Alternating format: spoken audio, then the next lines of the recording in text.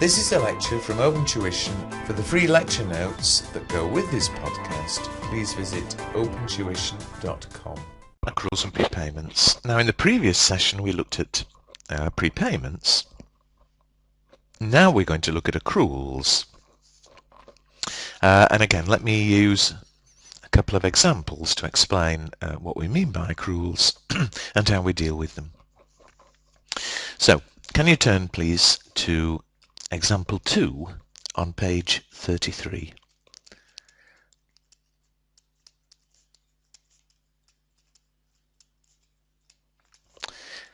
And let's have a read through and then sort out what's happening. Amit started business on the 1st of April 2000, and during the year to 31st March 2001 he made the following payments in respect of telephone. In July he paid $500, and that was for the 3 months to June. So of course with telephone, instead of paying money in advance like we do with insurance, clearly with telephone you're paying late. It's only after you've used the telephone that they can send you an invoice and that you can pay it. Now in some countries you pay telephone perhaps every month, but here, and you'd obviously be told in the exam, here we're paying every 3 months, but the 3 months to June isn't paid until July. The 3 months to September, they can't send an invoice obviously until after the end of the period, so we're paying that in October. The 3 months to December, we're paying that in January.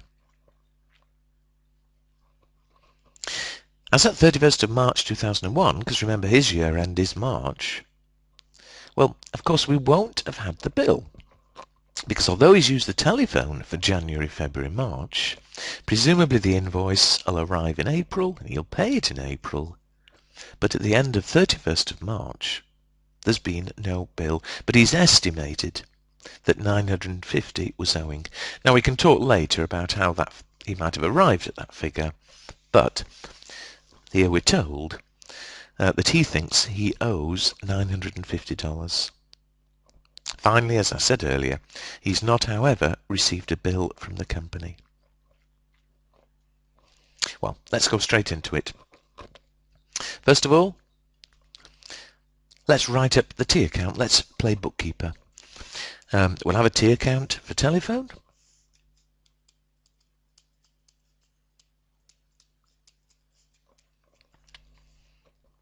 And of course the bookkeeper records every transaction as it occurs. So on 18th of July we pay $500, and we pay $500, credit cash, debit telephone, $500. In October we pay $600, credit cash, debit telephone, $600. And in January we pay $750.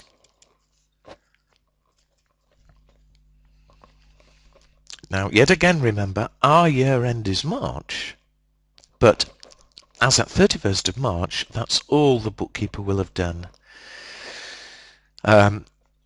We still owe for the remaining 3 months, but remember, we've had no invoice, we've paid no cash, and therefore the bookkeeper will have done nothing. All the bookkeeper does records all purchases, sales on credit, all cash receipts and payments. Here we've had 3 payments, that's all the bookkeeper will have recorded. At the end of the year we strike a balance. So what's the balance on the account? $1,118.50.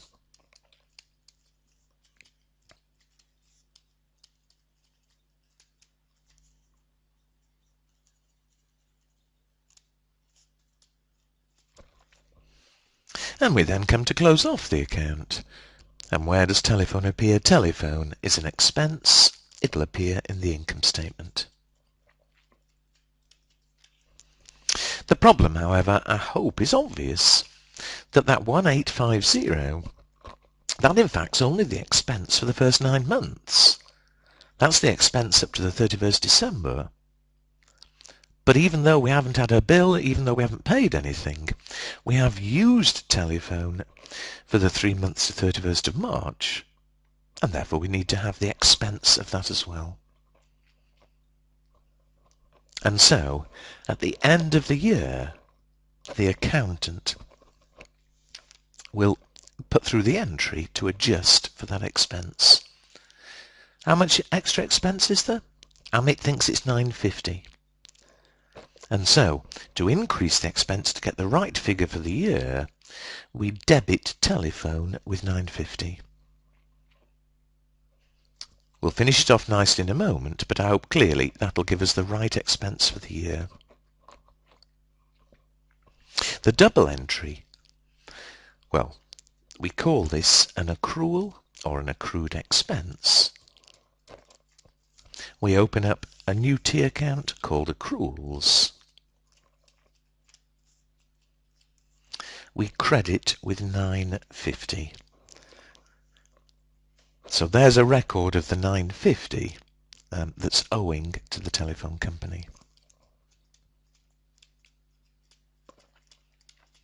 That one entry now makes everything perfect, because what is the total expense for the year? The total expense is £2,800. And as with all expenses, we'll debit the income statement. Credit telephone, debit income statement 2.8. We've got the correct expense for the year. Telephone account's finished, the balance is 0. What about the accruals account? Well, that £9.50 is the amount we owe for the final 3 months, and therefore it'll appear on the balance sheet or statement of financial position. It appears under the heading Current Liabilities. Oops. Current liabilities. And there we are. Just before I say slightly more, I have already said, but remember, the other word for accruals, accrual, the other word is accrued expense. So you can use either words, they both mean the same. And what it means, it's where we owe for an expense, but we've not received the invoice.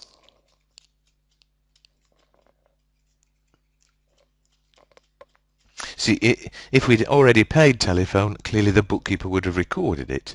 If we'd already received an invoice for telephone, the bookkeeper would have recorded it.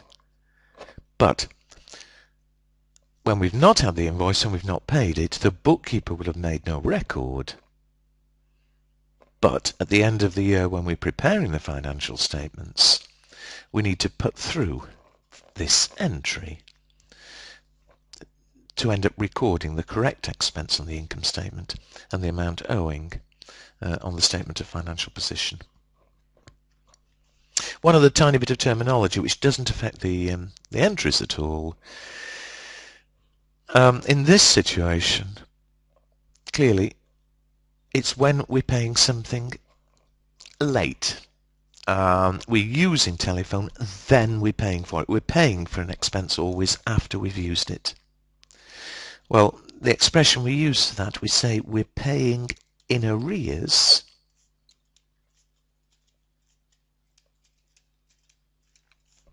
In arrears.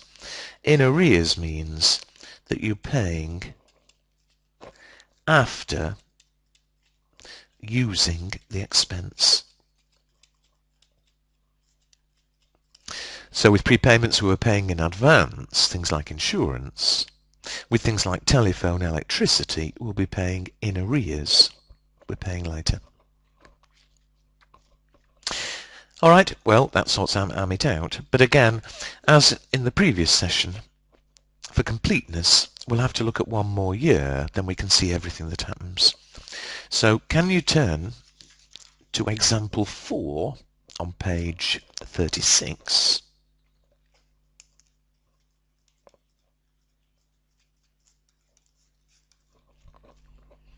where it's the same example, it's AMIT, but we're looking at the second year.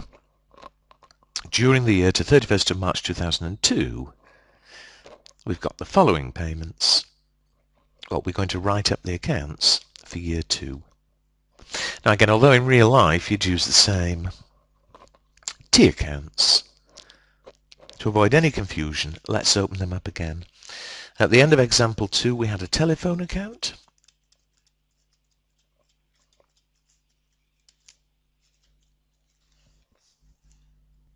But if you look back, we ended up with a balance of 0. We also, though, had an accruals account, or accrued expenses.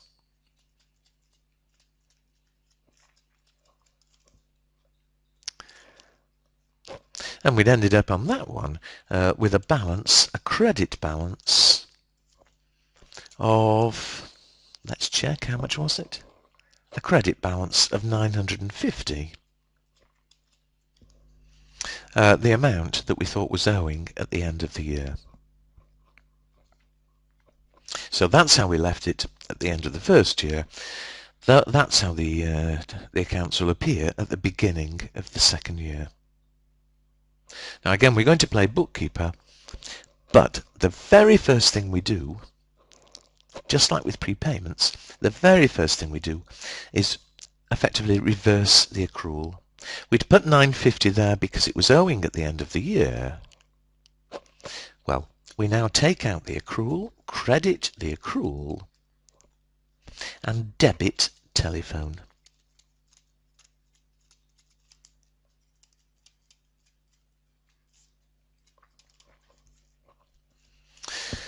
And the reason is, as you'll see shortly, it'll become more obvious as we finish off the year. But of course this year we are going to pay the amount owing. And the trouble is, you see, on the accruals account, although we only had one here, in practice there could be several accruals. There's an accrual for telephone, accrual for electricity, and so on. We'd only have one accruals account, we'd have one total owing. But because in the second year we're going to be paying these amounts, we need to put the accruals back to the relevant account. So we are still owing 950, but we're showing it now on the telephone account. Now let's play at bookkeeper, and the bookkeeper makes several payments. The first payment, 950, credit cash, debit telephone. Of course you can see what's happening. Although we paid the cash this year, that was for the 3 months to the 31st of March. It was last year's expense. And so beautifully, it just nets off against the accrual. We've now 0 balance on telephone. However, there are more payments and they do relate to this year. We pay 1,000, credit cash debit telephone. Another 1,200.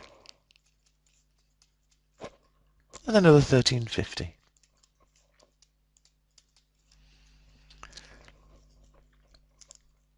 And so, every time we make a payment, credit cash, debit telephone. We've come to the end of the year, and although we still owe money, we haven't had an invoice, we've not paid anything, and so the bookkeeper's finished. Let's strike a balance. The balance on the account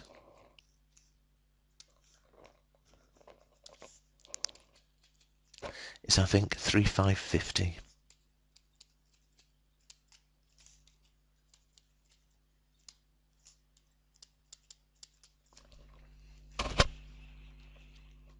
We close off. As always, a telephone appears an income statement, but we need to check. Have we recorded all the expense? Look back to the last invoice. The last invoice, 1,350, that was only for the 3 months to December. We're doing the accounts at March, and so of course we do owe for January, February, March. We've estimated, back to the question, that 1,500 is owing. We need an accrual. Let's enter it. Debit the expense with the 1,500 owing to increase the expense for the income statement. credit the accruals account.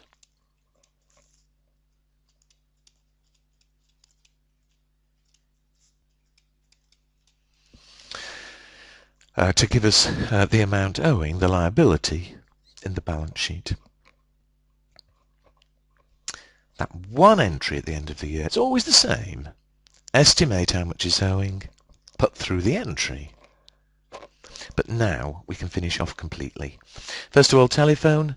The total now on telephone is 5,050. That's the total expense for the year. Whether we've paid or not paid, that's the total expense for the 12 months. That will go to the income statement. Credit telephone, debit income statement with the expense. The balance on the account is 0, ready for next year. The accruals account,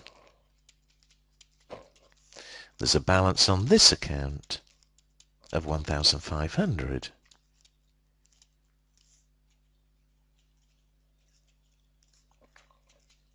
And of course, that's the amount owing at the end of the year. That will appear on the statement of financial position or balance sheet.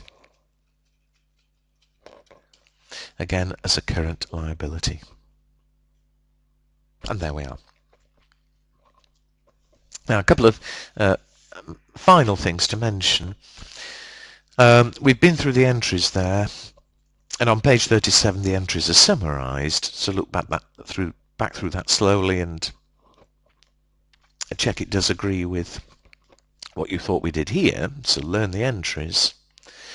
One other thing, though, that does upset a few people often when we deal with accruals is that, of course, in those two examples, we were accruing the amount owing at the end of the year, but it was only an estimate.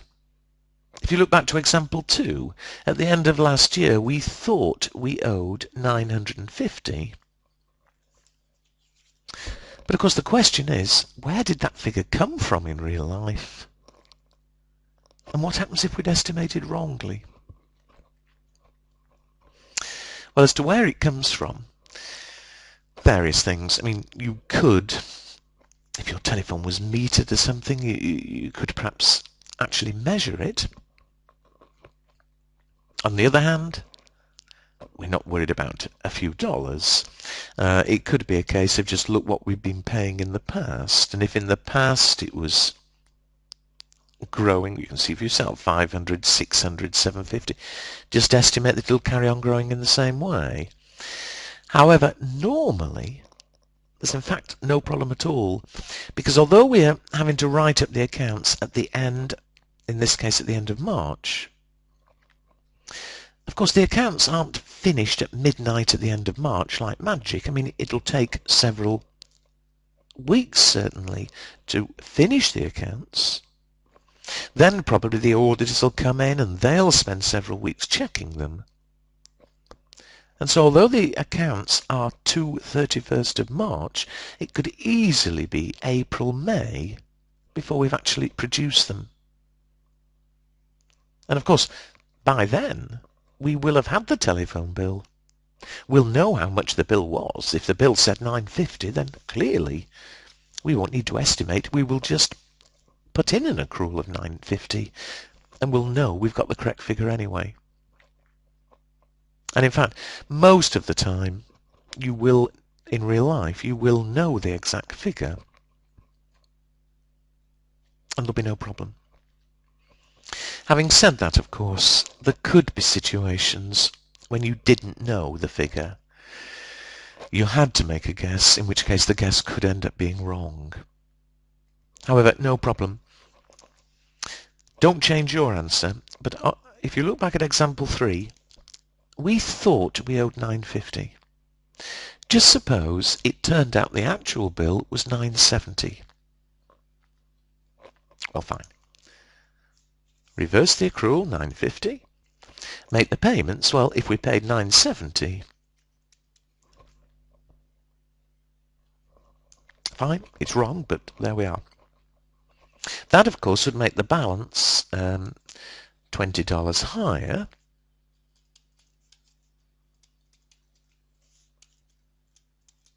at 3,570. However, we carry on exactly as normal. We say at the end of the year, how much do we think we owe? Well, whether it was right or wrong at the beginning of the year, at the end of the year, we think we owe 1,500. You put in the entry. And on the balance sheet, you'll have 1,500 owing, your best guess. In the telephone account, though, of course, it means the amount going to income statement will be $20 higher at 5,070. Sorry. Now, strictly, that's wrong, because $20, in fact, was a mistake last year. Last year's expense should have been $20 higher.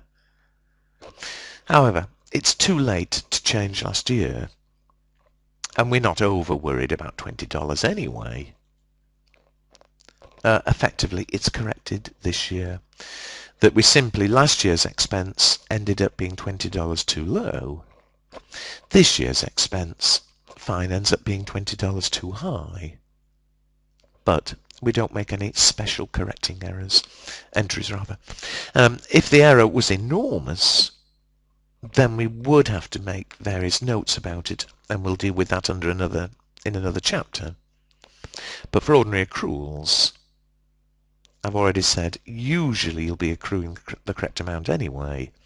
If there are errors, generally they're relatively small, and it just corrects itself in the current year.